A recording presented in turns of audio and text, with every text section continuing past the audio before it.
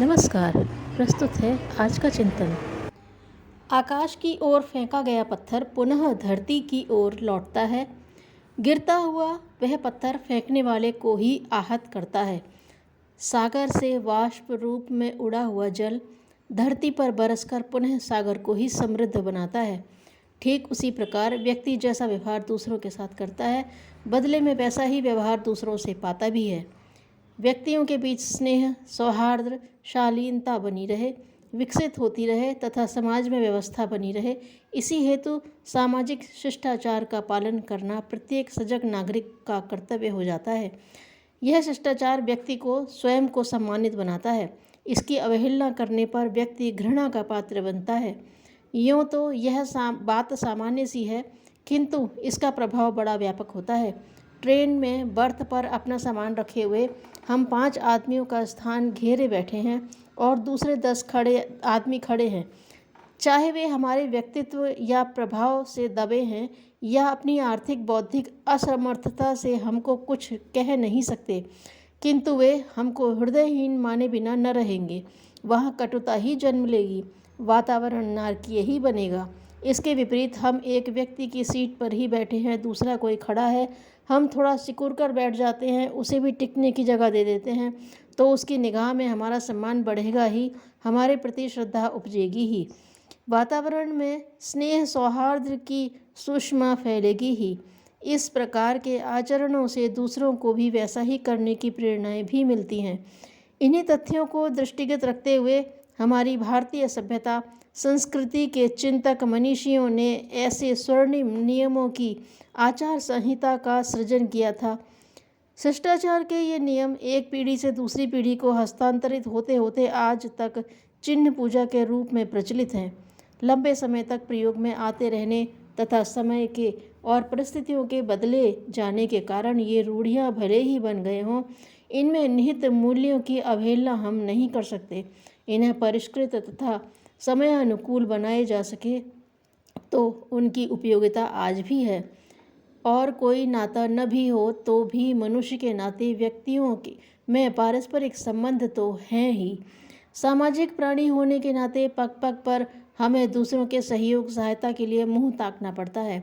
ऐसी स्थिति में हमारा व्यवहार ऐसा हो कि दूसरों को खटके नहीं, वे हमें अशिष्ट नहीं माने, हमारे बीच कटुता उत्पन्न नहीं हो। इन्हीं नियम उपनियमों को शिष्टाचार की संज्ञा दी जाती है। इनके लिए पृथक से कोई विधान अथवा आचार संहिता नहीं बनाने की आवश्यकता है। दूसरों के साथ हम वैसा ही व्यवहार करें जैसा हम अपने साथ चाहते हैं। सार्वजनिक उपयोग के स्थलों का प्रयोग उसी प्रकार करें जिस प्रकार हम अपनी व्यक्तिगत वस्तुओं का उपयोग करते हैं। उसके लिए हमारा सहज विवेक ही हमारा मार्गदर्शन करने को पर्याप्त है। दूसरे के मुंह से निकला सिगरेट का धुआं स्वयं धूम्रपान प्रेमियों को भी बुरा लगता है, तो जो नहीं पीते उनके लिए तो यह और भी असह्य होता है। किंतु प्रायः देखा जाता है कि बस, ट्रेन तथा सार्वजनिक स्थलों, जनसभाओं में इस तथ्य की उपेक्षा कर लोग हृदयहीन हो ऐसा करते व घृणा के पात्र बनते हैं, दूसरे व्यक्तियों को परेशान करते हैं। ऐसे व्यक्ति स्वयं को उन लोगों के स्थान पर रखकर सोचें कि कोई उन्हें इस प्रकार परेशान करता तो उन्हें कैसा लगता। माँ, बहन, पत्नी व पुत्रियाँ किसके घर में नहीं होती।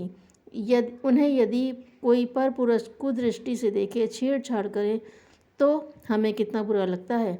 हम प्रत्येक व्यक्ति से यह अपेक्षा रखते हैं कि वह हमारी माँ, बहन, पुत्री व पत्नी आदि स्त्रियों का सम्मान की दृष्टि से देखें, तो हमें भी दूसरों की माँ, बहन, पुत्री व पत्नी को सम्मान की दृष्टि से देखना चाहिए। इस शिष्टाचार की कमी से नारी जाति की दृष्टि में पुरुष को हेय, घृणित व वासना का पुतला बनाकर रख दिया है। यह असुरक्षा का भाव उनकी प्रगति में बाधक भी बनता है। समाज में अव्यवस्था फैलती है। हम अपना अपमान कराना पसंद नहीं करते। कटु शब्द, असम्मानजनक टिप्पणियाँ, गाली गलौज आदि के अप्रिय प्रसंग हमें खिन्न बना देते हैं। यदि हम स्वयं दूसरों के प्रति व्यवहार में सजग रहें तो हमारी ओर से ऐसे प्रसंग कभी उठने ही न पाएं। किंतु मानव मन के इस स्वभाव को क्या कहा जाए कि वह अपने प्रति की गई अशिष्टता को तो बहुत बड़ी मानकर चलता है, किंतु स्वयं द्वारा हुए वैसे ही व्यवहार में अपनी गलती मानना हेठी समझता है। आज के इस यांत्रिक व अर्थ प्रधान युग में मनुष्य जीवन बहुत ही जटिल और व्यस्त हो गया है। बड़े बड़े नगरों में रहने वाले लोगों में से कईयों को तो प्रतिदिन दसियों मील का बस या ट्रेन का सफ़र करके अपनी रोजी रोटी कमानी पड़ती है। ऐसी स्थिति में एक दूसरे के प्रति शिष्टता व सौजन्य बरतना और भी आवश्यक हो जाता है। नगरों के बढ़े हुए खर्चों को परिवार का एक ही कमाऊ व्यक्ति पूरा नहीं कर सकता। ऐसी स्थिति में महिलाओं को भी उपार्जन करने के लिए विवश होना पड़ता है। उन्हें भी बस ट्रेन में पुरुषों की तरह ही सफ़र करना पड़ता है। पुरुषों के बीच नौकरी करनी पड़ती है। ऐसी स्थिति में शालीनता, स्वस्थ दृष्टिकोण व शिष्टाचार का पालन अनिवार्य हो जाता है। आज बड़े बड़े नगरों में ही नहीं, छोटे कस्बों में भी महिलाओं के साथ छेड़छाड़ व अभद्र व्यवहार की घटनाएं बढ़ती जा रही हैं। इसके पीछे अन्य कारण भी हो सकते हैं, किंतु इनमें एक महत्वपूर्ण कारण सामाजिक शिष्टाचार की कमी भी है। यह वातावरण निरापद व स्वस्थ नहीं कहा जा सकता। उन सब दृष्टांतों को उदाहरणों को गिनाया जाए तो एक मोटी सी पुस्तक तैयार हो जाए। कहने को अभिप्राय यह है कि समाज में उन मर्यादाओं का पालन नहीं हो पा रहा है जिनकी सभ्य मनुष्य से अपेक्षा की जाती है। यह कमी मनुष्यों के पारस्परिक स्नेह व सौहार्द को निरंतर कम कर रही है, जिसका परिणाम यह हो रहा है कि बिना किसी कारण के एक व्यक्ति दूसरे को अपमानित व परेशान किए जा रहा है। क्यों न हम सामाजिक शिष्टाचार अपनाकर वातावरण को स्वर्गोपम बनाने में का प्रयास करें, स्वयं सम्मानित हों व दूसरों को भी सम्मान दें।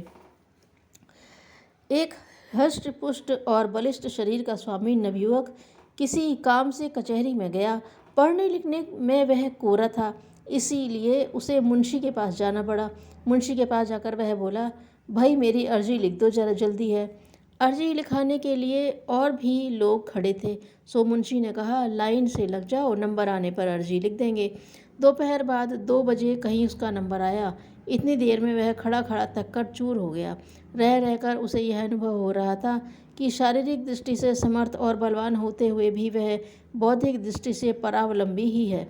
उस दिन से उसने स्वाध्याय साधना के साथ साथ ज्ञान साधना पर भी ध्यान देना आरंभ किया। दिन रात एक करके उसने अपनी बौद्धिक क्षमता बढ़ाई। उसी का परिणाम था कि एक दिन वह बिहार प्रांत का स्वायत्त मंत्री बना।